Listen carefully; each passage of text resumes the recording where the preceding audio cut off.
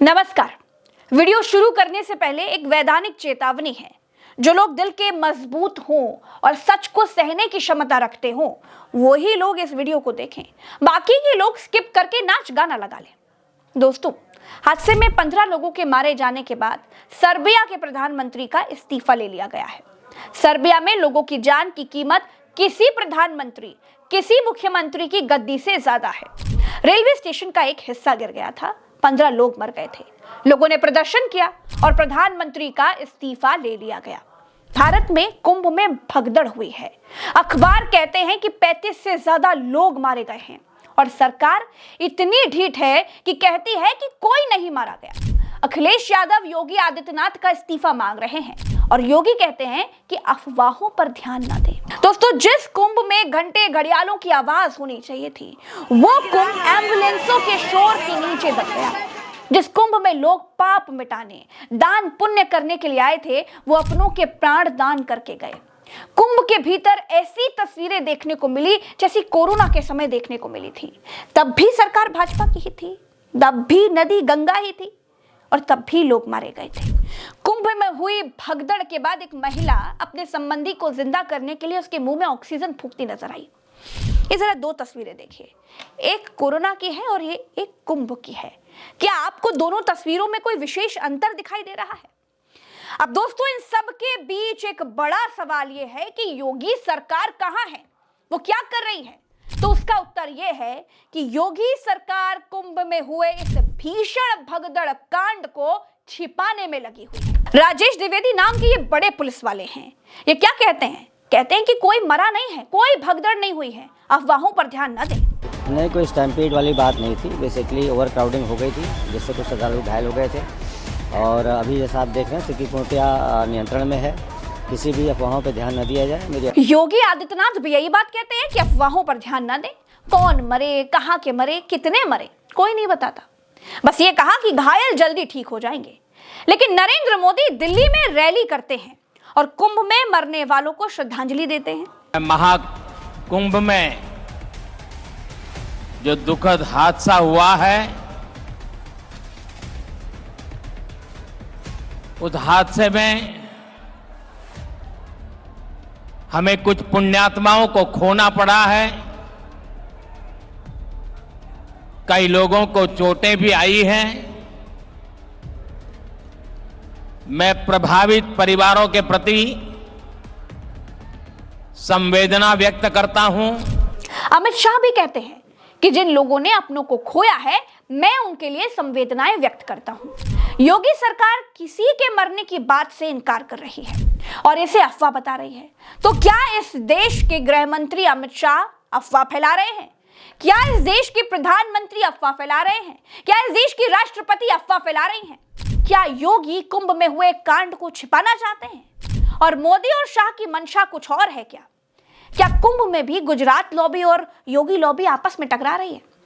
दैनिक भास्कर कुंभ में 35 से 40 लोगों के मारे जाने की रिपोर्ट कर रहा है, फोटो भी जारी कर रहा है। दैनिक जागरण 17 लोगों के मारे जाने की खबर छाप रहा है। लेकिन योगी सरकार के हिसाब से अब तक, जब तक मैं ये वीडियो कर रही हूं, तब तक कोई नहीं मरा है और ये सब अफवाह है। बच्चे के साथ बैठे इन चाचा जी को देखिए, इन अम्मा को देखिए, इन हाथ जोड़े बुजुर्ग की आंखों से बहते हुए आंसुओं को देखिए। आपको मालूम चल जाएगा कि भगदड़ में हुआ हादसा कितना भयावह होगा। क्या अखबारों की बताई गई संख्या से ज्यादा लोग मारे गए हैं, इसीलिए सरकार आंकड़े छिपा रही है? या फिर अखबार झूठ बोल रहे हैं और सरकार सच बोल रही है? या फिर मोदी झूठ बोल रहे हैं, शाह झूठ बोल रहे हैं, राष्ट्रपति झूठ बोल रही हैं और योगी जी की पुलिस सच बोल रही है? दोस्तों, जो योगी सरकार कुंभ में आने वालों का आंकड़ा जारी कर देती है, बिना किसी गिनती के ये बता देती है कि आज 10 करोड़ लोग आए, आज 3 करोड़ लोग आए, वो भगदड़ में मारे गए लोगों की संख्या 18 घंटे बीत जाने के बाद भी नहीं बता पा रही है। कुंभ में आम आदमी के लिए कोई बड़ी व्यवस्था नहीं है। उनके सोने के लिए, उनके रहने के लिए, ठहरने के लिए केवल नाम मात्र की व्यवस्था है बस। बाकी सबको सोना, रहना, खाना, नहाना, धोना सब खुले आसमान के नीचे ही पड़ता है। ये आज का परम सत्य है। ये वीडियो देखिए, इसमें लोग बैरिकेडिंग के नीचे सो रहे हैं। अगर ये बैरिकेडिंग उलट जाए तो कितने लोग मर जाएंगे? योगी सरकार में अधिकारियों को पोस्टिंग चापलूसी के लेवल और जाति देकर दी जाती है। ये महाशय कमिश्नर बताए जा रहे हैं ये माइक पर लोगों को चिल्ला चिल्ला कर बता रहे हैं कि भगदड़ मचने की संभावना है। आप पहले आ गए हैं तो आप पहले अमृत आपको मिल जाना चाहिए। सभी श्रद्धालु सुन लें, यहाँ लेटे रहने से कोई फायदा नहीं है। जो सोवत है तो खोवत है। उठिए उठिए, स्नान करिए और ये आपके सुरक्षित रहने के लिए बहुत आएंगे और भगदड़ मचने की संभावना है। आप पहले आ गए हैं तो आपको सबसे पहले अमृत मिल जाना चाहिए। सभी श्रद्धालुओं से करबद्ध निवेदन है। जो लोग मारे गए, बताया जा रहा है कि वो सब सो रहे थे। जब पीछे से भीड़ आई तो सो रहे लोगों को कुचलते हुए आगे बढ़ गई। जमीन में कंबल के भीतर सो रहे लोग सांस नहीं ले पाए। सच क्या है वो तो पोस्टमार्टम के बाद ही पता चलेगा। अब मैं आपको भगदड़ में मौजूद एक व्यक्ति की बात सुना देती हूँ और भगदड़ को कवर करने के लिए गए एक पत्रकार की बात भी सुना देती हूँ। सुनिए। ये सर 1 बजे संगम के किनारे खड़े हुए, अचानक धक्का मुक्की हुई, भीड़ भगदड़ मची। तो हमारे बहनोई साहब 65 साल के थे, धोती कुर्ता पहने थे, सांवले रंग के थे, सदरी पहने थे और धक्का मुक्की करके हमें पीछे भगा दिया। वो गिर पड़े और पता नहीं जब से वो मुझे मिले नहीं। अच्छा, आपके साथ में थे उस समय? हाँ, मेरे उस समय। कितनी भीड़ बहुत ज्यादा थी? भीड़ बहुत ज्यादा थी। और कितने लोग गिरे होंगे, कुछ देखा आपने अपनी आंखों से? सर कम से कम वहाँ 20-22 लोग तो गिर गए। वही सामने आइए। ठीक है, क्या नाम है आपका? इंद्रपाल। भगदड़ कैसे हुई? जो संगम पब्लिक में ये मैसेज चला गया कि जो स्नान है वो संगम नोज पे होना चाहिए। हर आदमी संगम नोज पे पुण्य का भागीदारी बनने के लिए जाना चाहता था। हाँ। तो जितने लोग रात में आए वो 12 बजे से पहले संगम नोज के आसपास जमीनों पे लेट गए। हाँ। जैसे ही 12 बजे सारी पब्लिक टूट पड़ी संगम नोज पे स्नान करने के लिए। भीड़ को रोकने के लिए वहाँ पर्याप्त, जैसे भीड़ आती गई तो इन्होंने पहले नहीं रोका भीड़ को। बहुत ज्यादा भीड़ संगम नोज पे हो गई, एक के ऊपर एक चढ़ गए लोग। इस कारण वहाँ पे भीड़ मची। अच्छा, कुछ बैरिकेडिंग टूटने जैसी कुछ बातें आ रही है, क्या है? नहीं, बैरिकेडिंग टूटना नहीं। बैरिकेडिंग तो जब पब्लिक भागी ना, उसके बाद जहाँ पुलिस खड़ी थी वो बैरिकेडिंग टूटी। अच्छा, लोग एक दूसरे के ऊपर चढ़ गए, इससे लोग मर गए? हाँ, एक दूसरे के ऊपर चढ़ गए और गिर गए, ऊपर से नीचे दब के। कई लोग सांस घुटने से, कई कैसे उनकी मौत हो गई। अच्छा, इसका कोई प्रिकॉशन लिया जा सकता था क्या? बिल्कुल लिया जा सकता था। अगर आप घाट पे, अगर आप वहाँ पर मौके पर जहाँ पे संगम नोज है वहाँ पर अगर आप जो घाट हैं, पहली बात तो आपने हर ये परसेप्शन क्रिएट ही नहीं किया कि जो अलग अलग घाट हैं उनके बारे में पूर्ण जानकारी होती कि ये घाट हैं, आप यहाँ पर जाइए, या पब्लिक को पर्टिकुलर घाट्स पे डाइवर्ट करते। आपने सब जगह, हर जगह मैसेज ये रहा, संगम घाट।